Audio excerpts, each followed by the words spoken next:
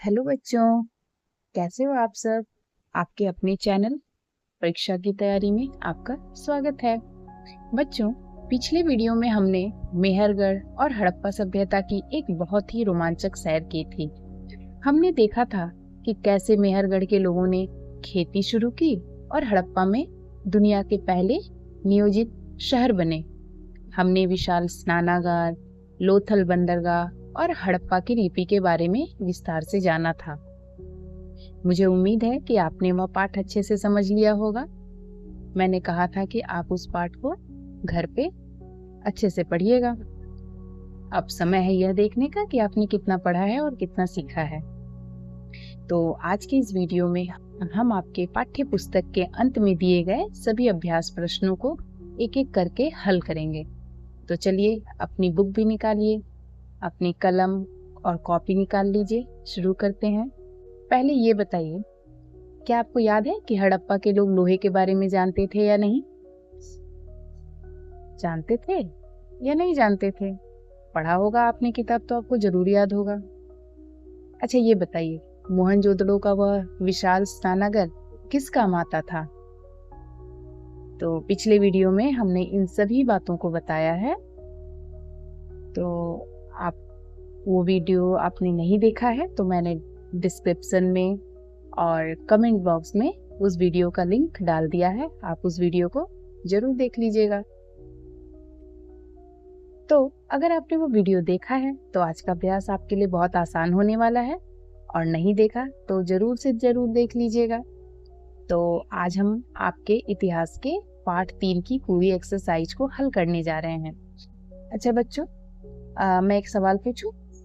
ये बताओ, किस किस को याद है कि हड़प्पा की खोज किसने की थी? जल्दी से कमेंट करो। जिसका कमेंट सबसे पहले आएगा उसके कमेंट को पिन किया जाएगा। ठीक है, तो फिर हम आगे बढ़ते हैं। तो सबसे पहला प्रश्न है, बेमेल शब्दों को ढूंढकर निकालो। बेमेल मतलब जो शब्द इस ग्रुप में सबसे अलग है उसे अलग करना है। जैसे तांबा, कांसा, पत्थर और लोहा।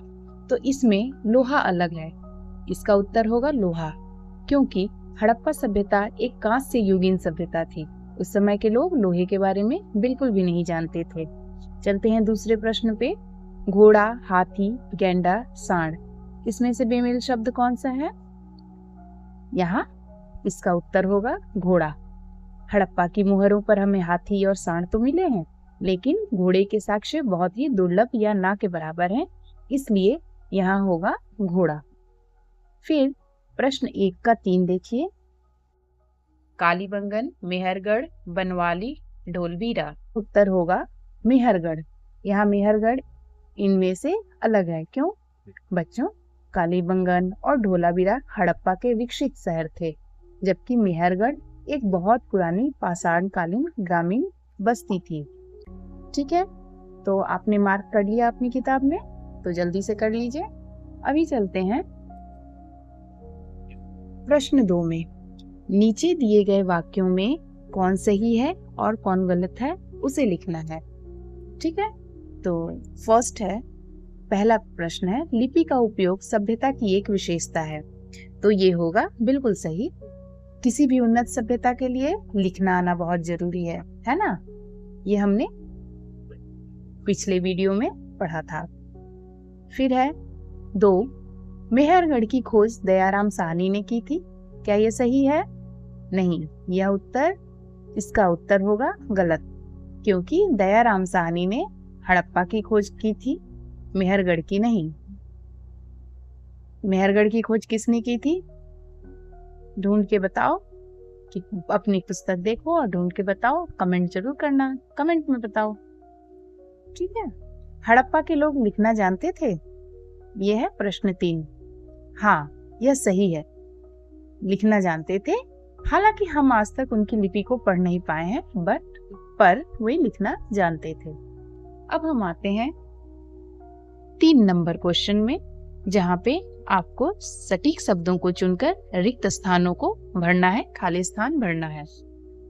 तो यहाँ पे है, हड़प्पा सभ्यता के घर बनते थे किससे? जली हुई ईंटों से। यही कारण है कि हजारों साल बाद भी उनके घरों के अवशेष आज तक सुरक्षित हैं। फिर है हड़प्पा सभ्यता किस युग की सभ्यता थी? तांबा और ब्रॉन्ज, कांसा युग की सभ्यता थी। ठीक है, तो इसका होगा उत्तर तांबा और ब्रॉन्ज युग की सभ्यता। फिर तीसरे नंबर में आते हैं, भारतीय उपमहाद्वीप में प्रथम नगर कहाँ देखा गया था? हाँ, हड़प्पा में। इसी वजह से इसे पहली नगरीय सभ्यता कहा जाता है। तो इसका उत्तर होगा भारतीय उपमहादेश के हड़प्पा में ही प्रथम नगर देखा गया था। तो बच्चों, ये हमने प्रश्न नंबर 3 को हल किया। अब आते हैं प्रश्न नंबर 4, जो है अपनी भाषा में सोच कर लिखें। 3-4 लाइन में लिखना है। तो चलिए इसको यहाँ डिस्कस कर लेते हैं। पहला प्रश्न है, तुम जिस शहर को जानते हो उनमें से किसी एक शहर के साथ हड़प्पा सभ्यता के शहर से साम्य और वैषम्य ढूंढ कर निकालो। मतलब इसमें आपको बताना है कि आप जिस शहर को जानते हैं और हड़प्पा शहर में दोनों में क्या समानता और असमानता है। तो इसका उत्तर हम लिख सकते हैं, जैसे कि आधुनिक शहरों की तरह हड़प्पा के शहर भी योजनाबद्ध थे। साम्य ये है, समानता ये है कि दोनों में जल निकासी की व्यवस्था थी, मतलब ड्रेनेज की व्यवस्था थी। और विषमता यह है कि आज हमारे पास बिजली और इंटरनेट है, जबकि हड़प्पा में पक्की ईंटों के ऊंचे और निचले नगरों का विभाजन था। ठीक है, अभी क्वेश्चन नंबर 2, सिंधु नदी के किनारे हड़प्पा सभ्यता के शहर क्यों विकसित हुए? इसका उत्तर हम लिख सकते हैं, सिंधु नदी से पीने का पानी, कृषि के लिए सिंचाई और व्यापार के लिए जल मार्ग की सुविधा उपलब्ध थी। उपजाऊ मिट्टी के कारण यहाँ अनाज का उत्पादन अधिक होता था, इसलिए वहाँ पे शहर विकसित हुए। ठीक है, अब आते हैं प्रश्न 3 पे। हड़प्पा सभ्यता में किस प्रकार के घर मिले हैं? उन घरों में कौन रहते थे? तो इसका उत्तर हम लिख सकते हैं कि हड़प्पा में पक्की ईंटों के एक मंजिला और बहुमंजिला घर मिले हैं। ऊंचे इलाके में, जिसको हम सिटाडेल कहते हैं, में शासक या प्रभावशाली लोग रहते थे और निचले नगर में सामान्य नागरिक और श्रमिक रहते थे। फिर प्रश्न 4, आपको लगता है कि हड़प्पा सभ्यता के लोग साफ सफाई के प्रति सचेत थे? इसका उत्तर होगा हाँ, वे बहुत सचेत थे।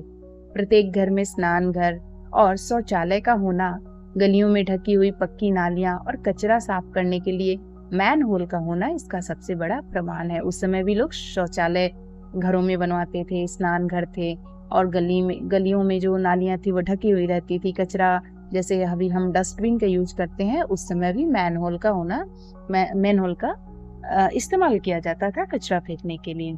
ठीक है बच्चों, तो ये हमने पार्ट 3 के अंत में जो अभ्यास दिया हुआ है उसको हल किया। इसको आप अपनी इतिहास की कॉपी में लिख लीजिएगा, जिससे कि आपको पढ़ने में सुविधा हो।